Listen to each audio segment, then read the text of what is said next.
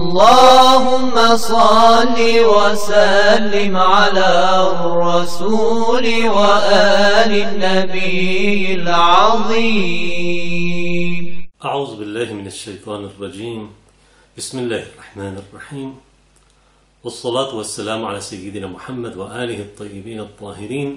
En el nombre de Dios, el compasivo, el misericordioso, que las bendiciones de Dios sean con el profeta del Islam, Muhammad, y los inmaculados imames de su familia. En esta quinta clase acerca del tafsir, la exégesis del Sagrado Corán y sus fundamentos y métodos, hablaremos un poco sobre los criterios para considerar un tafsir como acreditado. Este tipo de estudios deben realizarse obviamente de manera muy objetiva, como para no manipular los datos o los resultados de manera que descalifiquemos a otras escuelas islámicas por el solo hecho de ser diferentes a la que uno profesa, sino que el estudio debe ser hecho de manera imparcial. Por supuesto, se comienza siempre con los datos y conocimientos más evidentes, como por ejemplo una de las condiciones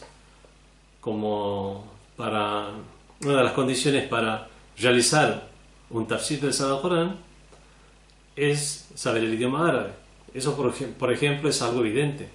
Bueno, se comienza con estas normas evidentes para ir avanzando en la medida que vamos conociendo más y teniendo más datos acerca de lo que es el tafsir del Sagrado Corán, el Sagrado Corán mismo, las disciplinas islámicas y sus fuentes. Hay una realidad que es la cantidad y diversidad de libros escritos sobre tafsir del Corán. Comenzando desde el primer siglo de la Égira, del primer siglo del calendario lunar islámico. Podemos encontrar en las bibliotecas miles de libros de exégesis coránicas. Y si bien la mayoría de los puntos que concluyen los exégetas o mufassirín son puntos en común, son puntos comunes porque por el solo hecho de estar analizando el libro que es sobre la misma religión que es el Islam, y de la misma manera que la mayoría de las creencias, de las prácticas y moralidad de todas las escuelas islámicas son comunes y las diferencias son menores, solo que lamentablemente como seres humanos hacemos resaltar más las diferencias que los puntos en común. De la misma manera que sucede en las diferentes escuelas islámicas, lo mismo sucede con las disciplinas de las escuelas islámicas, como lo es el tafsir del Sagrado Corán. La mayoría de los puntos son puntos en común. Pero no por eso vamos a cerrar los ojos y a obviar las diferencias que surgen por diferentes motivos, no solamente por el hecho de ser afín a una u otra escuela islámica en particular, en teología, en jurisprudencia, en vía espiritual. También obviamente las diferencias surgen a causa del nivel de comprensión, el nivel de conocimientos generales del exégetas, los tiempos en los que ha vivido, las teorías que eran más célebres en la época de cada exégeta del Sagrado Corán y que lo vemos en sus escritos como esas teorías han influido en esos autores. Respecto a las diferencias sobre lo que concluyen de las leyes del Sagrado Corán, que es lo que nos importa en este caso, ¿podemos acaso establecer un criterio para llegar a catalogar o de correcta o acreditado a un tafsir del Sagrado Corán y deslegitimizar a otros libros que no sigan esos los criterios que nosotros vamos a concluir? ¿O no existe un criterio para ello? ¿O acaso hay un tercer camino, que es no descalificar a todos y tampoco acreditar a todos, sino, en todo caso, acreditar algunos métodos, y de esta manera tendremos niveles del tafsir? Podemos decir entonces que un tafsir es más acreditado que otro. ¿Qué es lo que en apariencia sería el camino más correcto? Como para no imponer una verdad a otros, ni tampoco aceptar cualquier cosa que se haya escrito a título de exégesis del Sagrado Corán. Bueno, ¿cuáles son estas normativas? ¿Cuáles son estos criterios que nosotros podemos llegar a concluir como para evaluar a las exégesis del Sagrado Corán? De manera general, podemos decir que los exégetas, los sabios musulmanes a lo largo de la historia han observado una serie de criterios, de la misma manera que lo hicieron en diferentes disciplinas, como lo es la ciencia del tafsir, las ciencias coránicas en general, siendo el tafsir uno de sus temas, en el mismo idioma árabe. Bueno, obviamente han observado métodos académicos en sus estudios y han volcado esos métodos y los han desarrollado a lo largo de la historia en las diferentes disciplinas, entre las mismas el tafsir del Sagrado Corán. Por lo tanto, han observado criterios que en base a los mismos podemos llegar a evaluar a un tafsir y su calidad. Entre esos criterios, los dos más importantes está primero la relación lógica entre las frases, palabras, la relación lógica que se deben observar entre las frases, palabras, conexiones e inferencias que una persona pueda llegar a hacer de una frase del Sagrado Corán. Tiene que estar, por supuesto, regido por normativas y postulados que nos brindan otras disciplinas, siendo la primera de ellas el idioma árabe. No se puede aceptar un tafsir arbitrario en el cual se le dé a una palabra un significado que en realidad nunca ha tenido en el idioma. Y vemos que un exégeta la plantea por primera vez. Vemos que desde que, como dice el mismo Sagrado Corán, lo hemos revelado en un idioma árabe, bilisan en arabiyyin mubin, lo hemos revelado en un árabe claro, para que lo entiendan las personas que hablan el árabe y que ya conocen los vocablos de este idioma.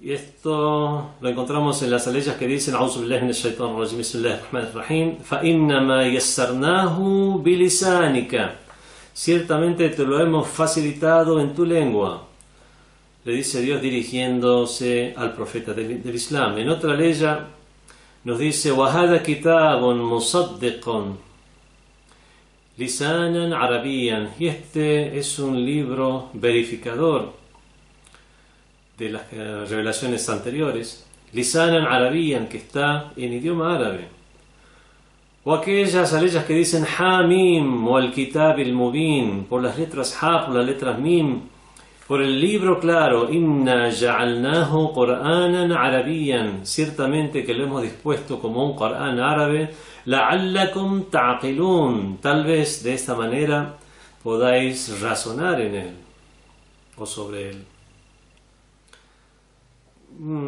Entonces cualquier comprensión, cualquier forma de entender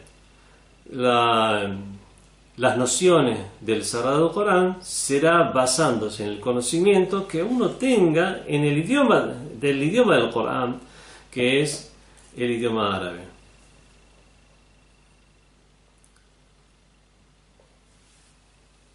No solamente es un conocimiento del idioma que las personas hablaban en general, sino que es un conocimiento de todo aquello que rodea el idioma, la gramática, e incluso los usos metafóricos que eran comunes entre los árabes en la época de la revelación del mensaje, también están volcados en el texto del Sagrado Corán. Por lo tanto, se debe conocer todo esto. Y eso es un criterio entonces fundamental. El mismo Sagrado Corán nos dice Afalá yatadabbaruna el Corán, ¿acaso no van a reflexionar? ¿Acaso no reflexionan en el Sagrado Corán? Vemos que la forma de reflexionar en el Sagrado Corán es comprendiéndolo, y para comprenderlo uno de los criterios es conocer todo lo que rodea al idioma, conocer la etimología de las palabras, conocer la ciencia de la morfología, la ciencia de la sintaxis gramatical, los diferentes usos metafóricos, los usos en poesía de los diferentes vocablos en las diferentes épocas. Una mufassir o exégete que no domine todas estas ciencias, todas estas disciplinas, no estará capacitado para hacer una exégesis correcta del Sagrado Corán, o por lo menos una exégesis acreditada académicamente. El segundo de los criterios, bueno, no vamos a extendernos en estos son prácticamente, lo podemos deducir por el sentido común, y además hemos hecho alusión a ello en las clases anteriores. El segundo de los criterios es la coherencia en la relación de las deducciones que hagamos o que el mufassir, que el exégeta hace del Sagrado Corán, la coherencia con las mismas expresiones del Sagrado Corán. Vamos a ver cuáles son estas relaciones a las cuales estoy haciendo referencia. Primero, la relación entre un vocablo y su sentido. Tiene que haber una correspondencia entre los vocablos como fueron usados en el Sagrado Corán y el sentido al cual se refiere el Sagrado Corán. En el idioma se dice que el estipulador genérico del idioma son las personas las que van formando el idioma, pero se dice que el estipulador genérico del idioma, o sea, las personas en general, han dispuesto, obviamente no de una vez, sino a lo largo del tiempo, le han dispuesto un sentido a un vocablo. Eso se llama en árabe ta'yin. Por ejemplo, se ha dispuesto que en el idioma árabe la palabra asad se le ha hecho ta'yin, se la ha dispuesto para dar el sentido del animal depredador que conocemos en castellano como el león. Hay vocablos que a lo largo del tiempo pueden sufrir, que han tenido un ta'yin de esta manera, una disposición para un sentido en particular, sufrir un ta'ayyon. Ta'ayyon significa que un vocablo que tiene un sentido adquiere otra acepción, siendo legítima ya como parte del idioma. Entonces a lo mejor la palabra asad en este caso a lo mejor se refiere ya no solamente a un león, sino se refiere ya a una persona en particular que sea valiente. Ese es un ejemplo. Si esto se encuentra en el idioma, aceptamos y acreditamos ese análisis. Pero si se usa un vocablo o se toma un vocablo del Sagrado Corán para darle un sentido arbitrario que ningún árabe parlante lo ha usado, ni antes del Islam, ni después del Islam, ni siquiera como un uso poco común, entonces no podemos llegar a aceptar esa exégesis, esa deducción que pueda ser como de exégesis correcta o acreditada del Sagrado Corán. Otra de las relaciones es la relación que debe haber entre un concepto y su referente. Nosotros tenemos conceptos, y estos conceptos que están en el idioma tienen un referente externo. No son simples abstracciones.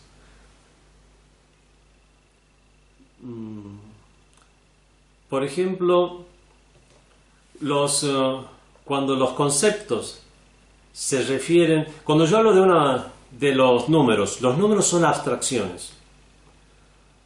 ¿Qué es el 1? ¿Cómo puedo yo tocar un 1? ¿A dónde está el 1? Esto es un bolígrafo.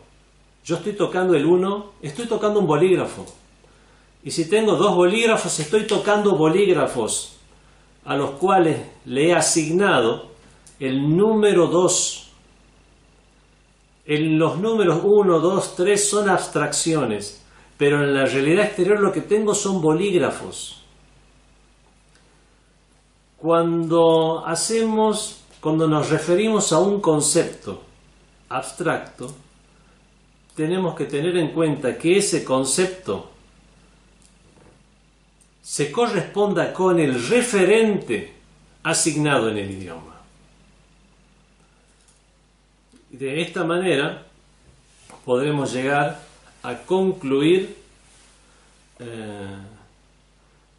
las inferencias o hacer las deducciones lógicas necesarias. Y cuando estemos hablando de un libro sagrado, por ejemplo, serán los libros sagrados que han sido revelados en las religiones a lo largo de la historia.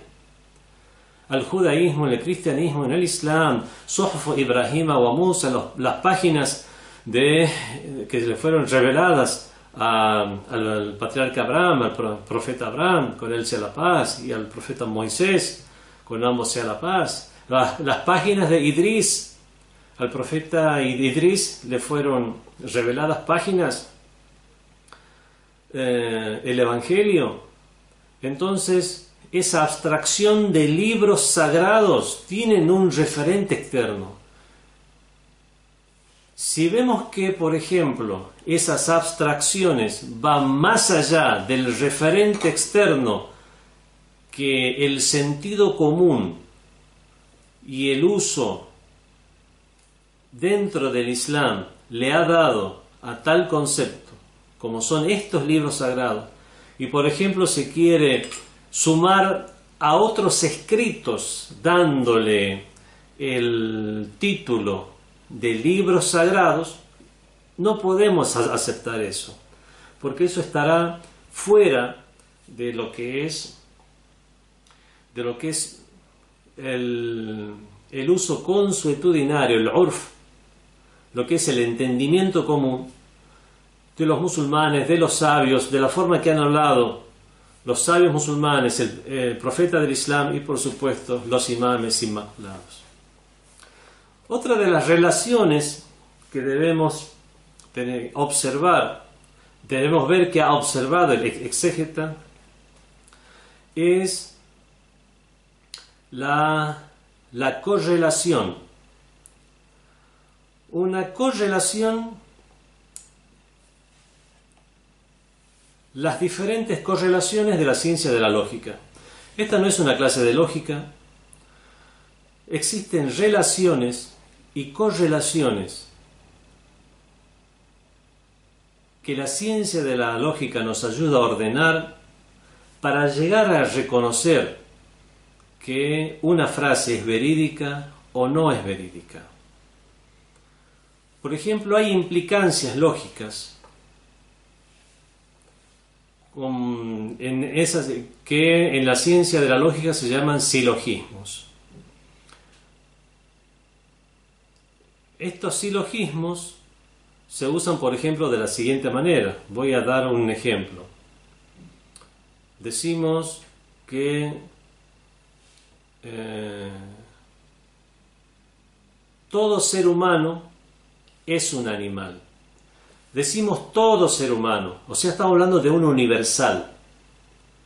Y es un universal afirmativo. Todo ser humano es un animal. En la ciencia de la lógica nos dice que lo contrario de esa expresión sería lo siguiente, que cuando hacemos una implicancia lógica, en esta implicancia lógica, si invertimos los postulados, sería de la siguiente manera: algunos animales, ese universal lo convertimos en particular. Ya no es todo, es alguno. Teníamos todo ser humano es un animal, invertimos la frase, algunos animales son seres humanos. Vemos que es correcta esta inversión, porque es una de las implicancias lógicas. Hay otras implicancias, algunas son implicancias lógicas, donde tenemos universales, afirmativos, particulares afirmativos, universales negativos y particulares negativos. De esta manera, cuando hacemos las inversiones en la ciencia de la lógica, vemos cuáles son correctas y cuáles no son correctas.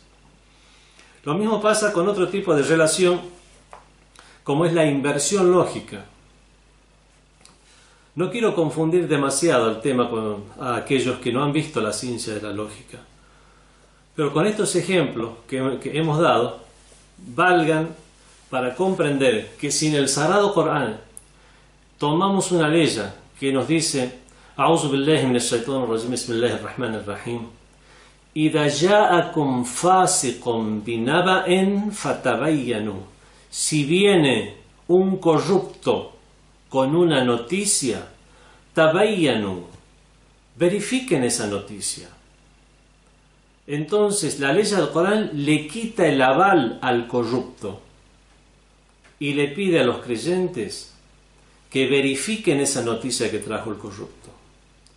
Una de las implicancias que tendría esta frase es que si viene alguien que no es corrupto, por ejemplo, viene alguien justo y trae una noticia, no sería necesario verificarla. ¿Comprendemos cómo nos sirven estas inferencias lógicas en la práctica para concluir una noción del Sagrado Corán? Si un corrupto nos trae una noticia, verificadla. Si hacemos la inversión lógica, si alguien que no es corrupto, si alguien que es justo, nos trae una noticia, no es necesario verificarla. Ahora, ese no es necesario verificarla significa que en la realidad es una noticia verdadera o es una estipulación. desde que la misma condición de corrupto que se le asigna a una persona es por estipulación, después que ha perdido su categoría de persona justa, por diferentes circunstancias, que ahora no estamos hablando de jurisprudencia en particular para ver cuáles las circunstancias por las cuales una persona pierde su consideración de justo. Por lo tanto, puede ser en un juicio recusado y no aceptarse su testimonio nunca más. Si una persona la consideramos, es una consideración, es una estipulación. Por lo tanto, cuando viene una persona justa, lo que hacemos es, vemos que no hay una necesidad de verificar, pero eso también es una estipulación. O sea, lo tomamos como norma. No significa que sea la verdad lo que sucede en realidad. Puede pasar que la persona justa nos traiga una noticia equivocada. Puede pasar. Sin que deje de ser justo. La noticia que nos trae puede estar de alguna manera afectada por influencia externa, equívoco sensorial, equívoco en la transmisión. Pero la consideración es que no necesitaría una verificación. Pero aún así esto no nos brinda una certeza, porque nosotros somos conscientes de todo eso que puede haber afectado a la información. Lo que hacemos es darle la consideración de noticia verdadera mientras no se demuestre lo contrario.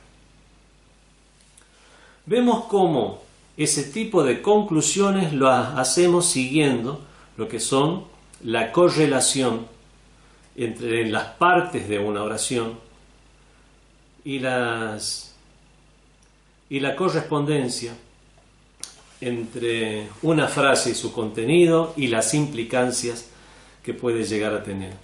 Todo esto sigue la ciencia de la lógica. Cuando vemos que un autor deduce una serie de implicancias sin seguir estos métodos científicos que los sabios a lo largo de los años vemos que han podido llegar a organizar, ordenar, compilar, decantar, y que vemos que los diferentes textos religiosos nos enseñan que existen estas correlaciones en los mismos textos religiosos, como en las leyes del Sagrado Corán o los hadices del profeta y de los imames de Ahlul Bayt, lo cual conforman un aval para esas conclusiones de la ciencia de la lógica. Eso nos hace tener la certeza de que debemos considerar un tafsir como acreditado cuando se observan esas correlaciones lógicas entre las partes de una oración, sus correspondencias y sus implicancias. Hay otros tipos de relaciones más, como la relación entre un ejemplo y lo que se representa con el ejemplo. Es algo muy usual, sobre todo en las religiones, el tema de las representaciones en base a ejemplos, las parábolas, y aquí también se deben observar estas relaciones que existen entre un ejemplo y su representado.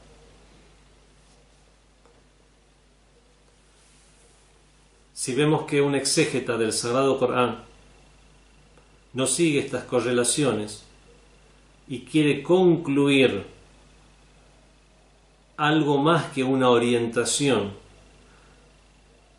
algo más que una representación para acercar un concepto, y quiere tomar, por ejemplo, estos ejemplos del Sagrado Corán como una realidad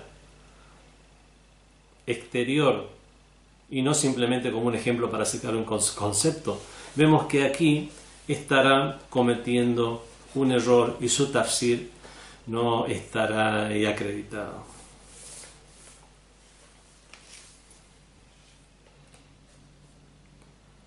De cualquier manera, hay mucho para hablar acerca de todas estas cuestiones que tienen que ver con el idioma, los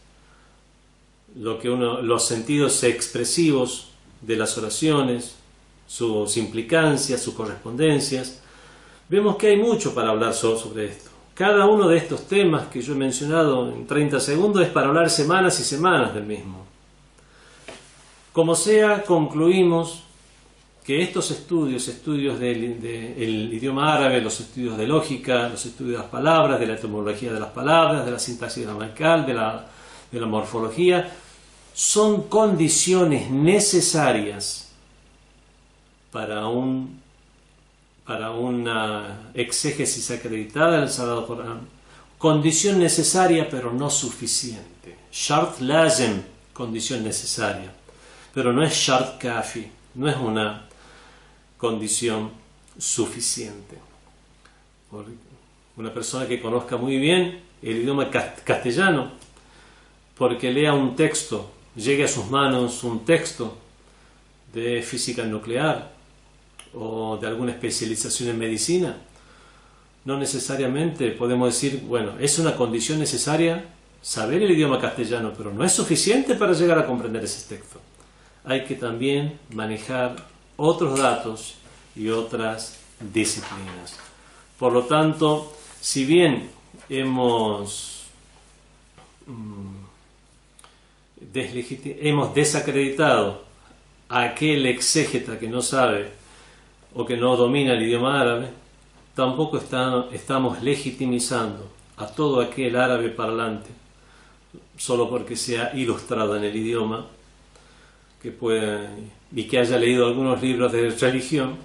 Eso no es suficiente para que pueda hacer una exégesis del Sagrado Corán, a pesar de que tal vez en su ignorancia compuesta, o sea, no sabe que no sabe, cree que sabe, emita conceptos llenos de vacíos, conceptos donde ha tomado cápsulas de conocimiento por sus diferentes lecturas salteadas y ocasionales, y esos agujeros o vacíos de conocimiento los ha llenado con su imaginario. Bueno, lo primero entonces, el primero de los criterios era el manejo del idioma árabe. El segundo de los criterios es el uso de las fuentes que han sido utilizadas para realizar una exégesis del Sagrado Corán. ¿Cuáles son las fuentes acreditadas? Por ejemplo, un sueño. Una persona ha leído mucho sobre religión y ha tenido un sueño y en ese sueño ha tenido un develamiento espiritual sobre el significado de una ley. ¿Sirve eso como una fuente acreditada para el tafsir del Corán? Ninguna escuela islámica, ninguna escuela de tafsir, ninguna escuela de exégesis coránica, ningún sabio aceptará eso como una fuente acreditada. La primera fuente acreditada para realizar tafsir del Sagrado Corán es el mismo Sagrado Corán. El mismo Sagrado Corán, una persona que ya domina el idioma árabe, a través de otras aleyas del Sagrado Corán y otros textos del Sagrado Corán, puede llegar a inferir, tal vez de manera certera o tal vez de manera dando gran probabilidad de que algunos vocablos, el uso de algunos vocablos puede llegar a la conclusión de que son usados únicamente en determinada manera. Por lo tanto, el mismo Sagrado Corán puede llegar, es una fuente acreditada para hacer tafsir del Sagrado Corán. Vemos entonces que lo que nosotros buscamos en la fuente para hacer tafsir, para considerada y acreditada, es ver que tenga una hujjiyya, que pueda ser considerada una prueba de valor.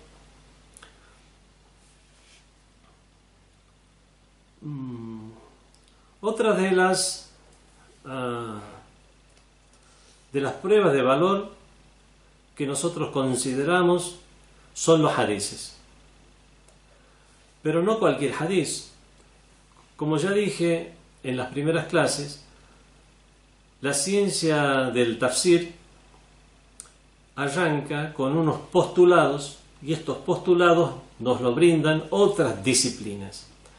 Entre esas disciplinas se encuentran las ciencias coránicas, que en las ciencias coránicas se establece la legitimidad del Sagrado Corán, por ejemplo, la condición mutawatir en la transmisión del Sagrado Corán. Recordemos que tawatur significa una transmisión con diferentes y múltiples cadenas de transmisión no conectadas entre sí, de manera tal que no damos posibilidad de que se hayan influenciado entre sí las diferentes cadenas, ni damos posibilidad ni que le quede posibilidad alguna de que haya habido algún tipo de confabulación para transmitir un extravío. Las ciencias coránicas nos dan algunos de estos postulados, y también las ciencias del hadiz nos brindan algunos de estos postulados. Pero no cualquier hadiz. La misma ciencia del hadiz nos clasifica el hadiz de diferentes maneras. Nos dice que hay hadiz mutawatir. Es el hadiz que nos brinda certeza. Una certeza que el hadiz ha sido pronunciado por el profeta o por el imam inmaculado. Como podemos llegar a concluir a través de un escrito que algo de manera certera, que realmente procede del profeta o de los imames. En la ciencia del hadiz se estudia el hadiz mutawatir. Solamente voy a dar un ejemplo de cómo una información leída o transmitida o escuchada puede llegar a brindar certeza sobre algo. Algo que no se ha visto, algo que no se ha tocado, algo que no hemos tenido una experiencia sensorial con un suceso, una situación, con alguien, y la única experiencia que tenemos es lo que hemos escuchado, lo que hemos leído. ¿Cómo eso puede brindarnos una certeza? De la misma manera que solamente hemos leído o escuchado, aquellas personas que no hemos estado en Islandia, tenemos la certeza de que Islandia existe. No es una confabulación de la sinarquía internacional que nos ha querido imponer que en nuestro imaginario creemos algo llamado Islandia, cuando en realidad ahí solamente está el océano glaciar ártico y no hay absolutamente nada. No, está Islandia, existe Islandia, y tenemos certeza, a pesar de no haber estado nunca en Islandia, de no haber pisado Islandia, tenemos la certeza de que existe Islandia, solamente por lo que hemos leído, por lo que se nos ha transmitido. Bueno, las diferentes informaciones y datos que hay sobre Islandia en libros de geografía, en documentales, en informaciones, en noticias, son diferentes informaciones que estamos seguros, tenemos la certeza que no están conectadas entre sí, son diferentes cadenas de transmisión. Estamos seguros de que no se han influenciado entre sí y que no ha habido una confabulación entre los autores de libros de geografía o entre los autores de documentales. Y todo esto nos da una certeza de que algo que simplemente hemos leído en libros, como la existencia de Islandia para los que no hemos estado allí, podemos llegar a tener certeza de algo que hemos leído. Lo mismo sucede con los hadices. Podemos llegar a tener certeza de algo que hemos leído, como un hadiz, cuando este hadiz tiene diversas cadenas de transmisión no conectadas entre sí, etcétera, etcétera, etcétera. O sea, ha llegado al nivel de tawatur. En la ciencia del hadith vemos que los hadiths se clasifican. El primero, el más alto grado de sahih, el más alto grado de hadith, es el hadith mutawatir, que en cuanto a su cantidad de narradores es considerado mutawatir. En cuanto a la categoría de los narradores es considerado sahih. Sahih significa correcto, acreditado, muy confiable, acreditado. En lo que es la cantidad de narradores, aquel hadith que no es mutawatir se denomina hadithul ahad o khabar wahid. Bueno, la traducción sería transmitido por uno solo, pero no. Cualquier hadith que no llegue al nivel de mutawatir se considera hadith de un solo narrador. Si bien tenemos hadith mustafid también en el medio, que también para algunas cuestiones nos sirve para darle más acreditación, aun cuando no llega al nivel de mutawatir. Mustafid significa que tiene varias, numerosas cadenas de transmisión, aun cuando no llega al nivel de tawatur, que es el que nos brinda la certeza. La ciencia del hadith nos dice en cuanto al número de narradores, tenemos el hadith mutawatir, el hadith mustafid, el hadith de khabar wahid. Y en cuanto a su clasificación de confiabilidad, tenemos el hadith sahih. Todos los narradores son personas confiables, conocemos su historia, no se contradicen, los diferentes hadiths que han transmitido tienen el mismo tenor, lo que conocemos de sus vidas, no hay contradicción en las palabras que han dicho. Por lo tanto, si todas las narradores de una cadena de transmisión tienen todas estas características, entonces el hadith es, en cuanto a confiabilidad, el más alto grado del hadith es el hadith sahih, muy confiable, acreditado. Después le sigue el hadith hasan, bueno. Hadith bueno significa que a lo mejor uno solo, tal vez, de toda la cadena de narradores que no alcance el nivel de los demás narradores por alguna cuestión. No conocemos mucho sobre esa persona, no tenemos mucho sobre la biografía de esta persona. En todos los hadices que tienes hay uno o dos que no son muy claros, que puede llegar a haber, si no una contradicción, algo que no se corresponde con los demás hadices, pero no al punto de poder desecharlo como narrador. Entonces eso será suficiente para considerar el hadith como bueno, y no como hasan, y no como sahih, muy confiable o el acreditado. Y a veces en los narradores tenemos a alguien que es un completo desconocido, con una sola persona en la cadena de transmisión que sea de esta manera será suficiente para considerar el hadith da'if o débil. En estas clasificaciones que nos brinda la ciencia del hadith, que cuando la usamos en la ciencia de la jurisprudencia, llegamos a una conclusión. Precisamente uno de los fundamentos para considerar los hadices de un solo narrador es esta ley que hoy he explicado por otra cuestión, por la implicancia lógica, por las implicancias que tiene una frase, que no necesariamente tiene el sentido que se corresponde con la frase dicha, sino la implicancia que tiene. Si viene un corrupto con una noticia verificadla, significa si viene una persona que es justa y es veraz con una noticia, no hace falta que la verifiquen. Y se considera, hace las veces de una verdad esa noticia. Vemos que este hadith, esta ley del Sagrado Corán, lo que hace es validar. ¿Pero validar para qué? En jurisprudencia eso nos sirve. En jurisprudencia nos sirve para que muchas de los hadices que tienen un solo narrador y que no tenemos una respuesta para una cuestión jurídica más que este hadith, no desechar este hadith y tomar el conocimiento que tiene mientras no nos llegue una información confiable y acreditada que nos haga contrariar los datos de este hadith. Eso nos sirve en jurisprudencia. Pero ¿qué pasa en la ciencia del hadith? En la ciencia del tafsir, perdón.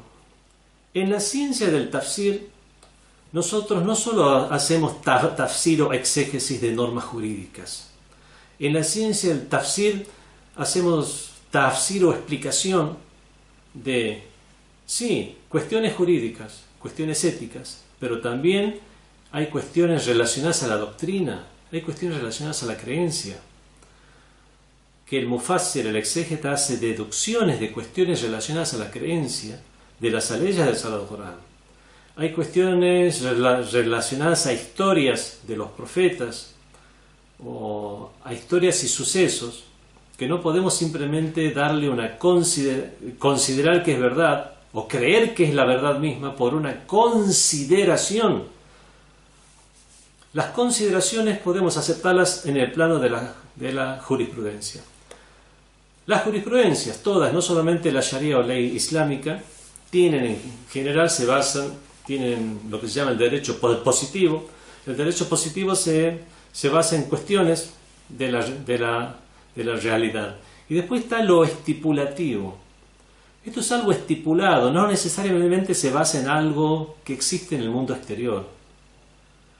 Como por ejemplo, disponer que en un semáforo, en una luz de tránsito, la luz verde sea para avanzar y la luz roja sea para detenerse. No podemos decir que una persona, a pesar de no conocer a la humanidad ni a la raza humana, ni la historia de la humanidad, simplemente concentrarse en una esquina y reflexionar sobre las realidades del universo, va a llegar a la conclusión que la luz verde es para avanzar y la roja para detenerse. No, eso es una estipulación.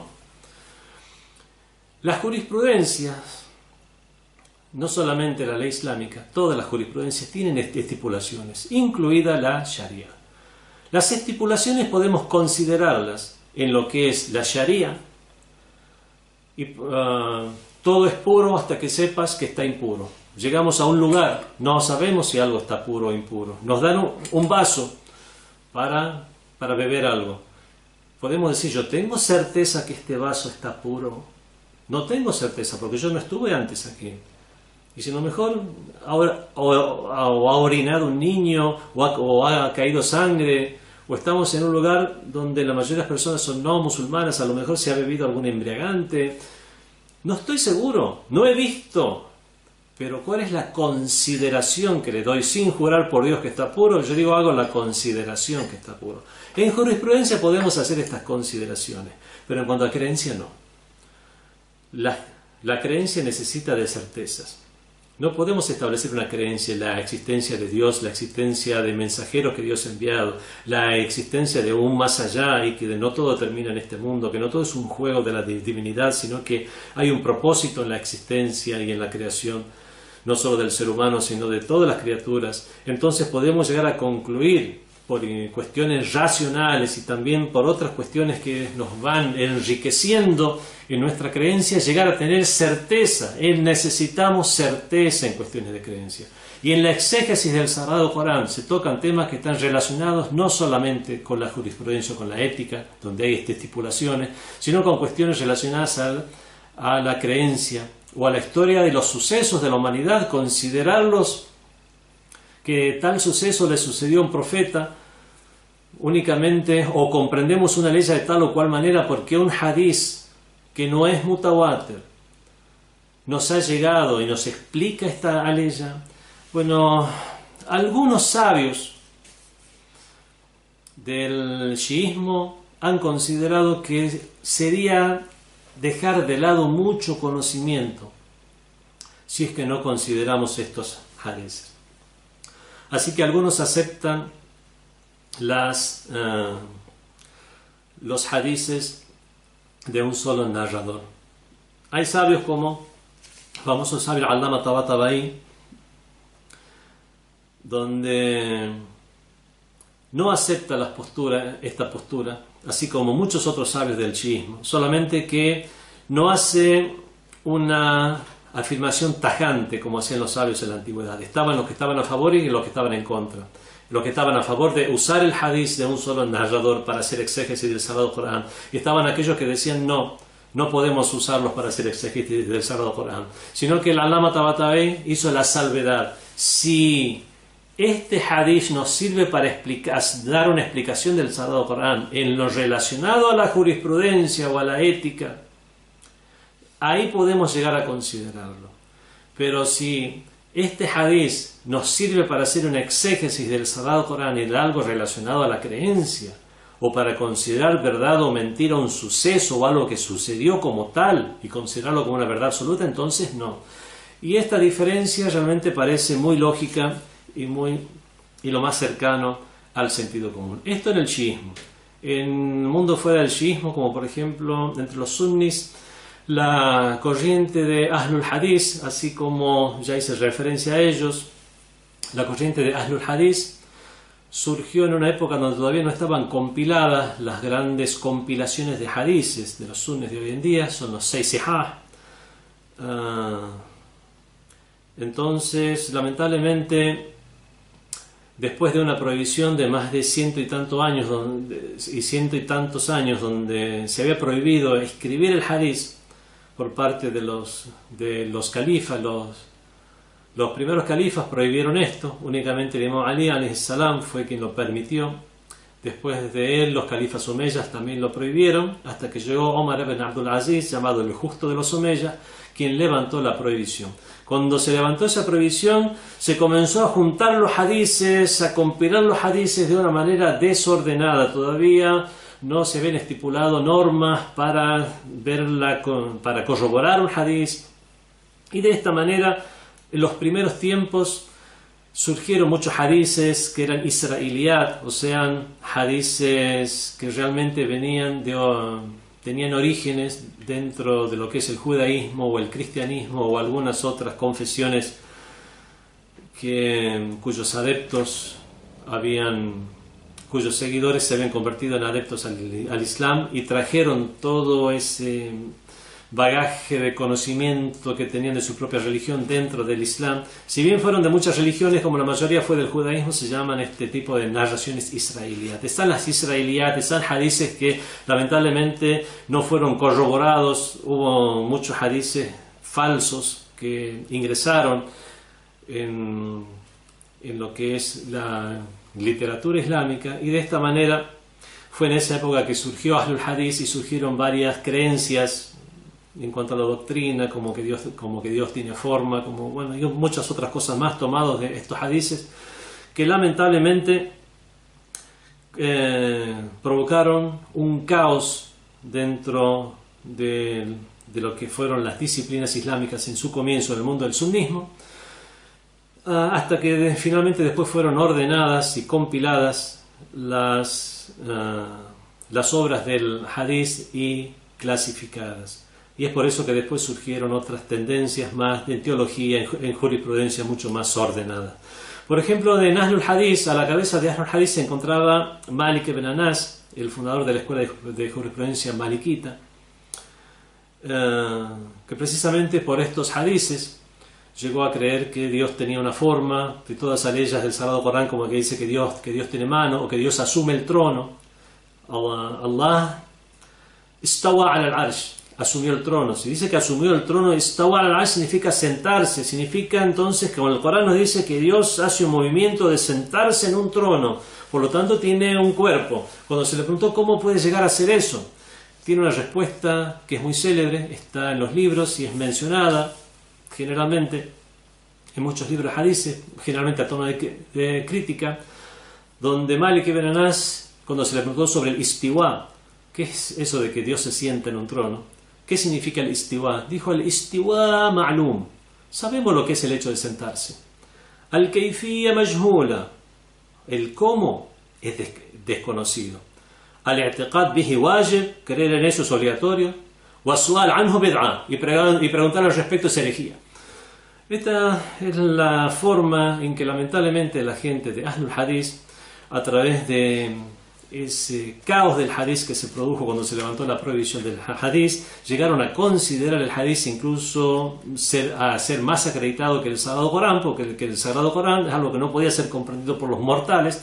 Entonces todo giraba en torno al hadith. No solamente los hadiths en mutawatir, sino cualquier tipo de hadith sin ninguna clasificación. Hasta que después, obviamente, llegaron otros exégetas del Sagrado Corán en el mundo del sunismo, muy rigurosos en este tema. Entonces vemos que el tema del hadith, si bien es un tema de controversia en cuanto al hadith que según su clasificación puede usarse para la exégesis del Sagrado Corán, genéricamente el hadith es una prueba acreditada. Entonces, si un exégeta usa el hadith, pero lo usa según los postulados de la ciencia del hadith, no importa de qué corriente islámica, sino por lo menos que tenga una formación en lo que es la ciencia del hadith, sean cuales sean su corriente o escuela, pero use de manera seria, académica, los postulados de esa ciencia del hadith, podemos considerar a ese tafsir como acreditado. Otro de los criterios para considerar correcta una exégesis del Sagrado Corán es el uso del aql, el intelecto. El mismo Sagrado Corán, en tantas leyes del Sagrado Corán, nos invita a la reflexión. ¿Afalá ya'qilun? ¿Acaso no razonan? Nos invita a usar el intelecto y a la razón. La razón, obviamente, la ciencia de la lógica nos da una serie de datos. Obviamente tiene un alcance determinado. Por ejemplo, la lógica o el uso del intelecto no nos va a dar por sí mismo los detalles de cuántos ciclos de oración tiene un rezo, a pesar de que lo razonemos, pero sí nos va a dar una serie de conclusiones de la lógica que podemos usar de manera general. Las usamos por el sentido común, pero qué mejor que usar de una ciencia de manera ordenada, habiendo sido estudiada.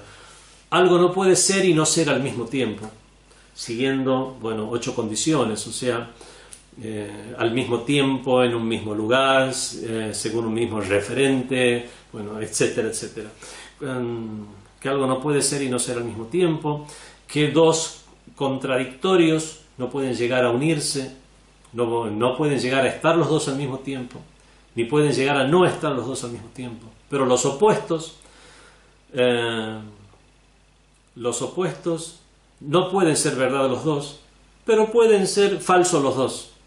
De esta manera, esas son conclusiones de la ciencia de la lógica que podemos usar dentro del tafsir del Sagrado Corán, y que si bien una persona no las use académicamente, veo que no solamente no las usa académicamente, sino que contradice esos postulados, es ahí que vamos a desacreditar esa exégesis del Sagrado Corán. Otra fuente para el Sagrado Corán es el ijma' o consenso.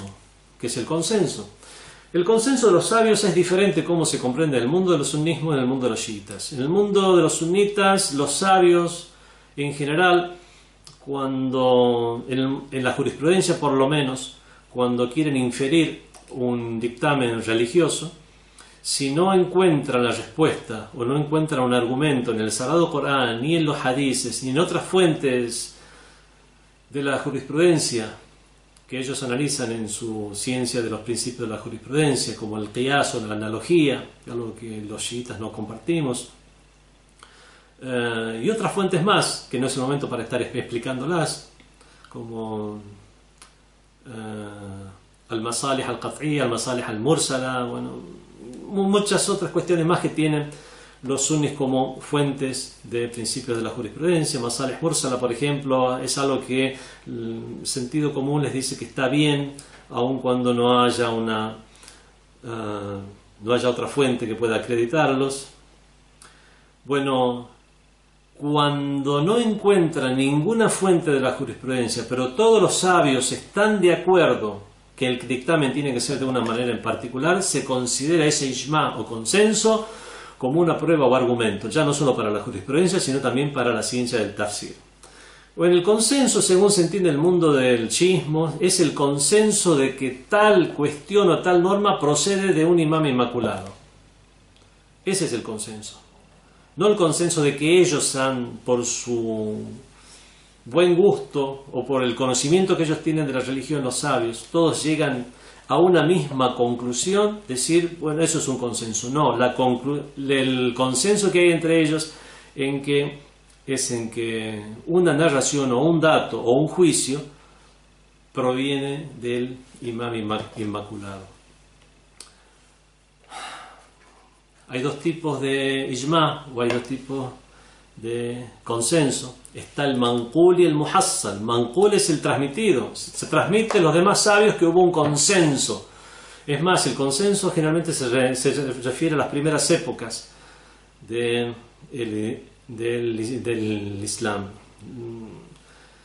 Es por eso que los sabios de hoy en día lo que hacen es transmitirlo. Está el manqul, que es el transmitido, y está el muhassal, significa que se ha logrado ese consenso. Ahora mismo tenemos en la mano los datos que nos hacen poder considerar ese consenso. El muhassal, ese que nosotros podemos llegar a considerar, el exégeta puede llegar a considerar que existe ese, y no por transmisión de otro, que existe ese consenso, de que algo proviene un dato de un imam. Es ahí que en el mundo del chiismo se lo considera. Y si es manqul simplemente, o transmitido, eso vuelve a lo que es la ciencia del hadith. Eso es transmitido por Jabar Mutawatir o Jabar Wahid, por un solo narrador, etcétera, etcétera, etcétera. ¿Qué pasa ya terminamos con el intelecto? Con los develamientos gnósticos, al-shuhud al-irfaniyya, los develamientos. Pueden llegar a ser considerados como una fuente. Bueno, ya habíamos hablado que los sueños no. Y habíamos puesto como ejemplo los sueños para desacreditar a una fuente de manera genérica. Habíamos hablado de los sueños, de cómo no nos puede servir como una fuente para el tafsir. ¿Qué pasa con ese develamiento místico que tienen las personas muy espirituales? Ya habíamos hablado algo al respecto en las primeras clases. Este tipo de develamientos que puede tener una persona, y muchas leyes del Sagrado Corán nos hablan de ello. Nos hablan de que una persona reflexiona en el Sagrado Corán. Cuando una persona reflexiona en el Sagrado Corán, cuando una persona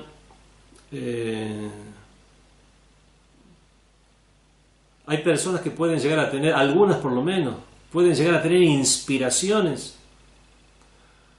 Las personas que son de los muttaqin, o man yattaqi, aquel que tenga piedad, le vamos a disponer una salida, lahu makhraja, le vamos a disponer una salida al que sea temeroso. O sea, ¿qué pasa si una persona llega a un callejón sin salida en cuanto a la comprensión de una ley del Sagrado Corán, y es un temeroso de Dios, y es un observante y practicante de la religión, y hace rezos y ayunos y súplicas? Dice, a los temerosos les vamos a disponer una salida y le vamos a incrementar mucho más todavía. Le vamos a dar sustento o gracia de donde ni se imagina. Entonces vemos que este concepto es recurrente a lo largo del Sagrado Corán, como las personas que se sumen en lo espiritual pueden llegar a tener esas inspiraciones. Ahora, ¿sirve eso como fuente para un exégeta? No. Lo que sí puede servir es como una inspiración para que esa persona, a través de esa inspiración, pueda dirigirse hacia la verdad, pueda llegar a inferir una verdad, que entonces lo que tiene que hacer es buscar, por otro lado, por las fuentes acreditadas, la vía para llegar a esa verdad que ha inferido de manera mística.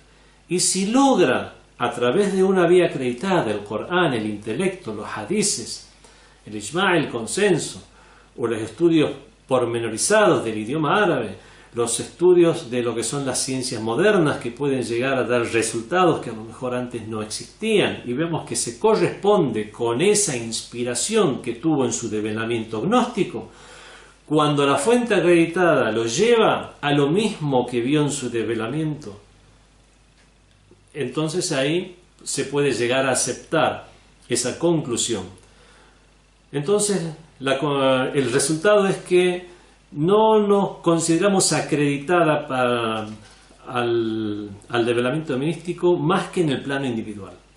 En el plano individual, porque si bien existe el fenómeno de la inspiración espiritual, esto es una experiencia intransferible.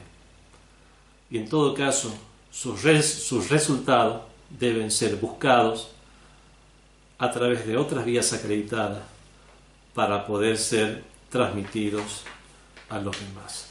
Bueno, estas son las fuentes que debe usar un exégeta entonces para considerar acreditado su hadiz. Estos son los criterios, estos son dos de los criterios, uno son las fuentes y otro es el idioma árabe. Prácticamente solamente hablamos de dos criterios fundamentales, y por supuesto hay muchos otros criterios más, como es el usar un proceder académico, serio, y otros más que son comunes a todas las disciplinas, tanto islámicas como no islámicas incluso, que pueden llegar a comprender el lector o el estudiante. Así que nos contentamos con esto. Wassalamu alaikum wa rahmatullahi wa barakatuh. FatimaTV.es. Si todavía no son miembros de Fátima TV, les explicaré cómo hacerlo. La mejor forma es a través de WhatsApp. Agrega a los contactos de tu celular el número de Fátima TV y envíanos tu nombre por esa misma vía. Nuestro número es +54 938 15 39 07 37.